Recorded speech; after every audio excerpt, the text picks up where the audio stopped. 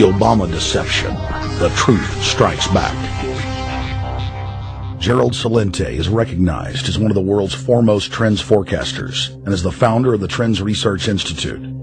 People that are knowledgeable know that the fight that this country has been waging since its inception is for the central bankers not to take over the country.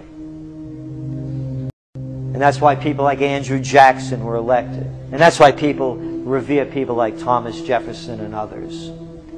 The takeover's happened, and it's a corporate takeover. Agents of the Bank of England attempted to assassinate President Andrew Jackson on multiple occasions because of his resistance against a private central bank being set up in the United States. And it was something that Abraham Lincoln warned. And this is, by the way, why I believe he was assassinated. This is the Lincoln quote. The money powers prey upon the nation in times of peace and conspire against it in times of adversity. It is more despotic than monarchy, more insolent than autocracy, more selfish than bureaucracy. I see in the near future a crisis approaching that unnerves me and causes me to tremble for the safety of my country. Corporations have been enthroned. An era of corruption will follow, and the money power of the country will endeavor to prolong its reign by working upon the prejudices of the people until the wealth is aggregated in a few hands and the republic is destroyed. Wall Street has killed Main Street. So I know how unpopular it is to be seen as helping banks right now, especially when everyone is suffering in part from their bad decisions. I promise you, I get it. Up until about the Kennedy assassination and the beginning of the war in Vietnam, the United States is a very powerful engine for world progress. It's the assassinations, the Kennedy assassination, and the others in the 1960s, the beginning of the Vietnam War, and the beginning of the absolute domination of the Wall Street Group over every other interest. Nobody else counts except the Wall Street money masters. That has now made the United States into no longer a force for progress, but something very different, often a force for destruction in the world. The military-industrial complex has taken over the country along with the Wall Street gang. If you look also at the people that Obama has put on his appointments list, it's all Wall Street. It's government of Wall Street, by Wall Street, and for Wall Street. There's nobody from heavy industry. There's nobody from the auto sector, nobody from Silicon Valley, nobody from big oil, nobody from defense, no labor, no women, no retirees, no small business, nothing. It's pure Wall Street. The only people who have a voice in Obama's councils are Wall Street finance oligarchs. That's all there is. Nobody else counts for anything under Obama. It's the most extreme Wall Street administration we've ever had. Before his death, President Woodrow Wilson apologized to the public, regretting that he had been deceived by a group of international bankers, and the country's financial system had fallen into their iron grip via the Federal Reserve Act of 1913.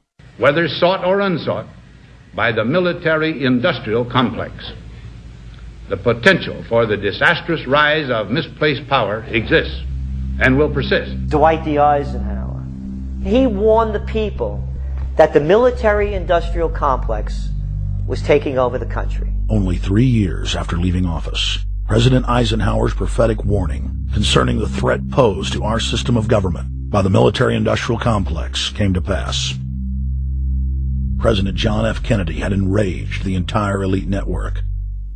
Now, Kennedy was brought in as somebody who was expected to be a puppet. It was thought that his pro-Nazi father, Joseph P. Kennedy, the bootlegger, the speculator, would guarantee that Kennedy would be obedient to the establishment.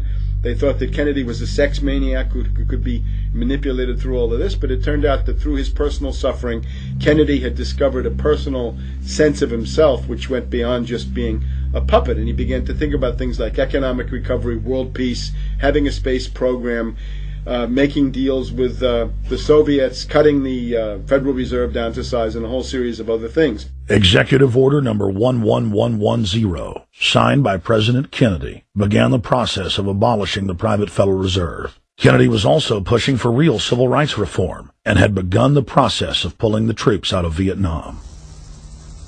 The last time you had an actual president was Kennedy. The oligarchs took swift and decisive action. When John Kennedy attempted to take the government back from the robber barons, he was brutally murdered. The message to future U.S. presidents and leaders across the world was clear: do as you're told or die.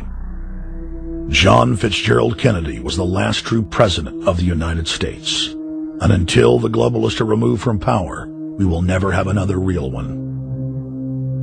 The other thing about the American presidency you've got to remember is that this is a puppet post. It's automatically going to be a puppet post. The idea that Obama is somebody who's going to come in and exercise real authority when he's obviously been chosen and given everything that he's got by these financiers. Presidents are now little more than corporate pitchmen who take all the political heat, while the controllers remain in the shadows, safe from public scrutiny. Hip-hop icon KRS-One is not just known for selling millions of albums. He has led a tireless crusade against youth violence and has been a strong voice for human rights. If they controlled it before, what makes you think they're not controlling it now? The country was on a verge of revolution. They threw a black man up. Now we like this. They give him the money. They give him the bundling, they give him vote fraud, they give him the media whores, they give him goons, they even have elected officials making threats to put people in jail if they criticize Obama in public. All of this is the mark of a puppet, and that means that he is a puppet, actually more of a puppet than anybody else, more of a puppet than Mrs. Clinton would have been, even more of a puppet than McCain. He's the maximum puppet that we've had certainly since Jimmy Carter. They put a black face on the New World Order, and now we all happy. KRS ain't buying it. In the real executive power structure, the president serves the military-industrial complex, itself owned by the international bankers. If there's a revolution, the population just throws out the prime minister or president. The elite stays in power because the public is never aware of who the real enemy is. In Evian, France in 1991, standing before the Bilderberg Group, the apex of the world government power structure, David Rockefeller defined the New World Order as a system of world government serving the international banking elite. For decades, the banker-owned media would attack anyone who dared to warn the public that a dictatorial world government was being constructed right under their nose, and that national sovereignty was being deliberately destroyed. And now, after years of denial, the media and the elite themselves are proudly announcing that not only is world government real, but is the answer to the financial crisis that they carefully engineered. Suddenly, the Wall Street Journal tells us that the North American Union is here, and that getting rid of the dollar for a common currency with Canada and Mexico is good. The Financial Times of London, published by a member of the Bilderberg Group, crowed that a dictatorial world government had been kept in the shadows for our own good, and that it was now time for it to emerge from behind the curtains of national security. White House Chief of Staff Rahm Emanuel stated on record that they can't let this crisis go to waste. You never want a serious crisis to go to waste. And what I mean by that, it's an opportunity to do things that you think you could not do before. And Henry Kissinger, who gave Barack Obama his first job out of college, told national television that the economic collapse was a great opportunity to bring in the New World Order. He went on to say that Barack Obama was the perfect person to sell it to the world. But he can give a new impetus to American foreign policy, partly because the reception of him is so extraordinary around the world. I think his task will be to develop an overall strategy for America in this period when really a new world order can be created. It's a great opportunity. It isn't just a crisis. In June of 2006, our team traveled to Ottawa, Canada, to gather intelligence on the shadow government's agenda for the coming years. I think that's the Queen. Investigative journalist and best-selling author Daniel Estulin had been tracking the Bilderberg Group for more than 16 years.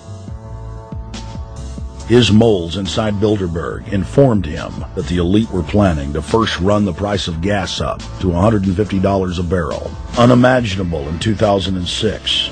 He also reported that after suckering the middle class back into the stock market, the group was going to implode the subprime mortgage market and destroy public confidence.